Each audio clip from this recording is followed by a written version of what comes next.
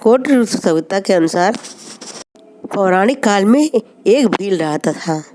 उसका नाम द्रुस था। वह शिकारी बलवान होने के साथ क्रूरतापूर्वक भी काम किया करता था। उसका परिवार बहुत बड़ा था। उसके पालन पोषण के लिए वो शिकार करने जाया करता था। प्रतिदिन वह वन में जाकर शिकार करता था और चोरियां वगैरह भी करता था। तो इसी तरह अपने कार्य की वजह से उसका ज़्यादातर टाइम वन में ही बीतता था। इसी तरह समय बीतता गया। शिवरात्रि की एक रात्रि भी आई और उस दिन उसके माता पिता भूखे प्यासे थे। उसे शिव भगवान से कोई लेना देना नहीं था। उसे शिव भगवान के विषय में कोई जानकारी नहीं था। उसके माता पिता बहुत भूखे थे और तो उसने जो है जंगल में जाकर शिकार की खोज में चलता गया। उसको एक तालाब दिखाई दिया। उसने सोचा कि वहाँ एक तालाब के किनारे एक पेड़ था, तो उसने सोचा इसी पेड़ पे हम चढ़कर रात्रि में बैठेंगे और कोई तालाब में कोई भी जानवर पानी में रात में पानी पीने आएगा ही, तो वो पेड़ पे अपने पानी की व्यवस्था करके लोटा भर पानी लेके पेड़ पे के ऊपर डाली पे जाकर वहाँ बैठ गया।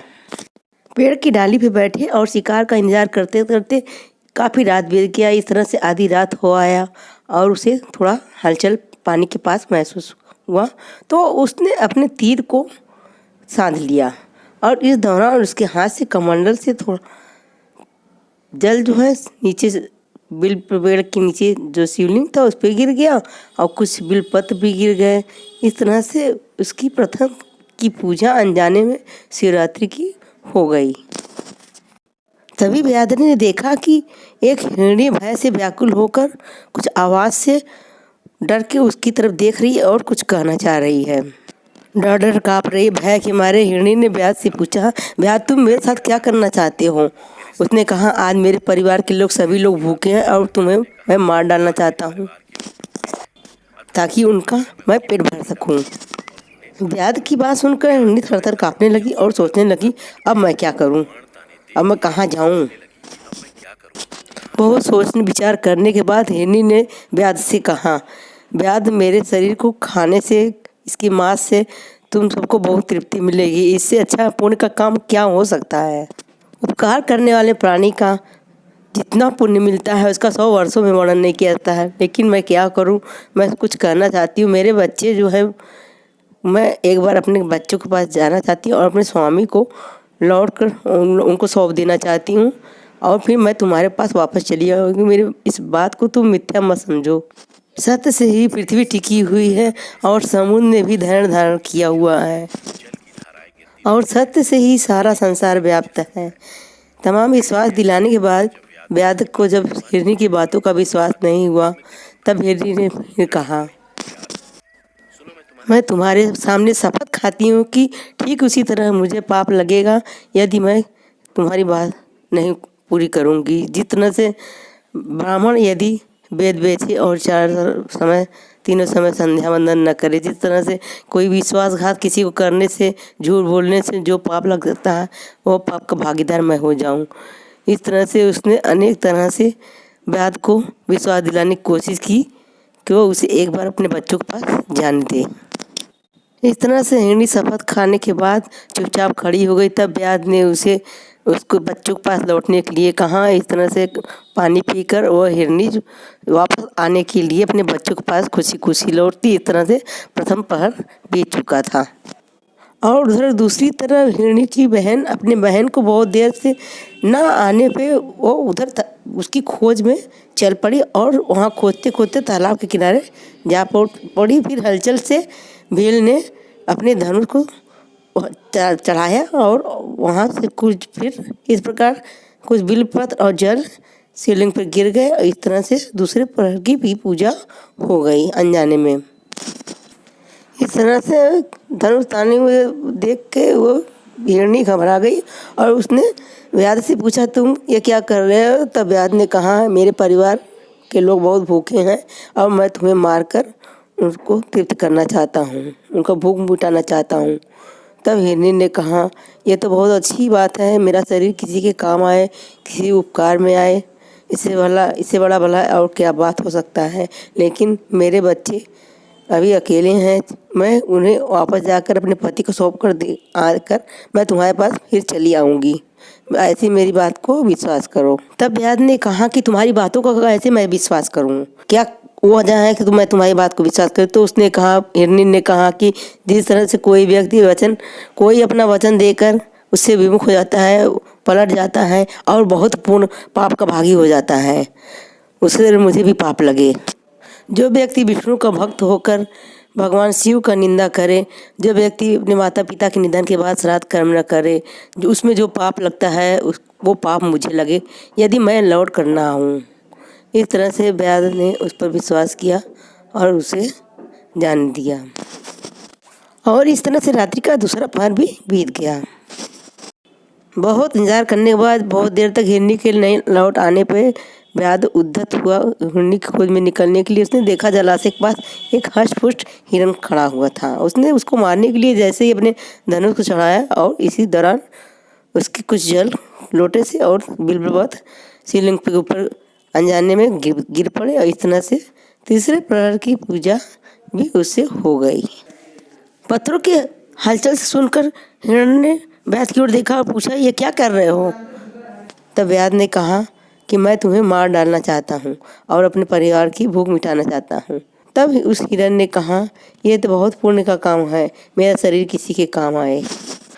जिसका शरीर किसी काम नहीं आता है उसका जीवन व्यर्थ है। सामर्थ्यवान होने पर भी किसी के काम ना आना नरक में जाने के समान है। तब व्याध ने कहा, हिरण की बातें सुनकर व्याध ने कहा कि जितने आए सब इसी तरह से बातें बनाकर चले गए, अभी तक लौट कर नहीं आए, कैसे तुम्हारी बातों को मैं विश्वास करूं?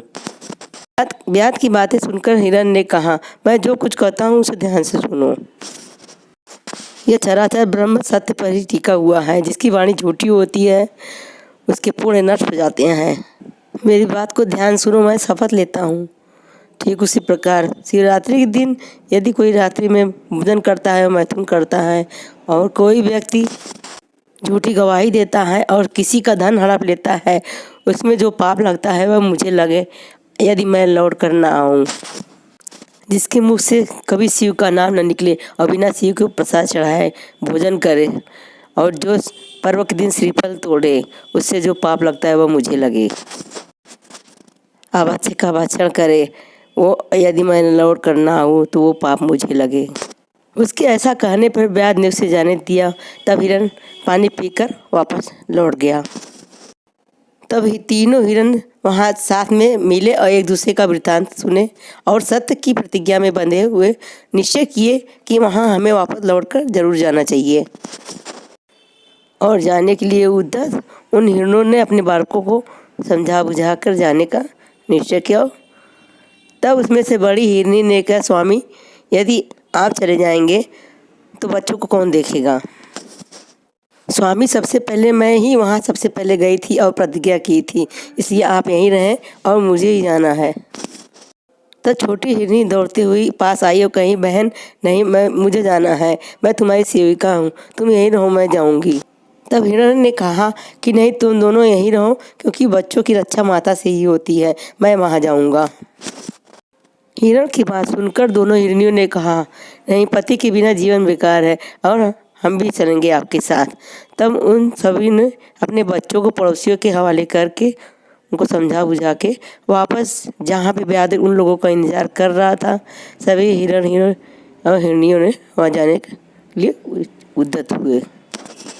अपने माता पिता को जाते हुए देखकर उनके बच्चे भी उनके पीछे हो गए थे और उन्होंने निश्चय कर लिया था कि मेरे माता पिता के साथ जो होगा वो मेरे साथ भी हो।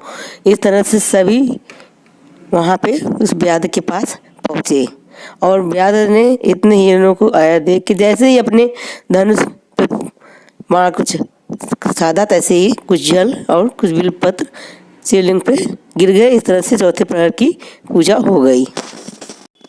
तब उनमें से ज्येष्ठ हिरण और हिरणी ने व्याध से रिक्वेस्ट किया कि आप शीघ्र ही मुझे मारकर अपने शरीर का भरण पोषण करें। तब उस व्याध को बहुत दुख हुआ कि इतने ज्ञानहीन जीव हो के भी ऐसे अच्छी बातें कर रहे हैं और मैं इतना पापी जिंदगी भर अधम पाप करता रहा। व्याध ने कहा कि आप सब धन्य हैं, आपने मेरे चक्षु को खोल दिया, अनजाने में मुझसे बहुत बड़ा पाप हो जाता। और तब शिव कृपा से उसे बहुत ज्ञान हो गया था। भगवान भोलेनाथ ने उसको दिव्य दर्शन दिए, उस वैद्य के सभी पापों को उन्होंने क्षमा कर दिया और इस तरह से ये कथा पूरी हुई। शिवरात्रि दिन इस कथा को सुनने से मनोकामनाएं पूरी होती हैं। आशा है कि आपको वीडियो कहानी अच्छी लगी होगी। आप मेरी वीडियो को लाइक करें, शेयर करें और चैनल को सब्सक्राइब करना ना भूलें। बेल आइकन के बटन को दबाएं ताकि नए नए वीडियो के अपडेट्स आपको मिलते रहे। नमस्कार, धन्यवाद। अगले वीडियो में फिर मुलाकात होगी नई कहानी के साथ।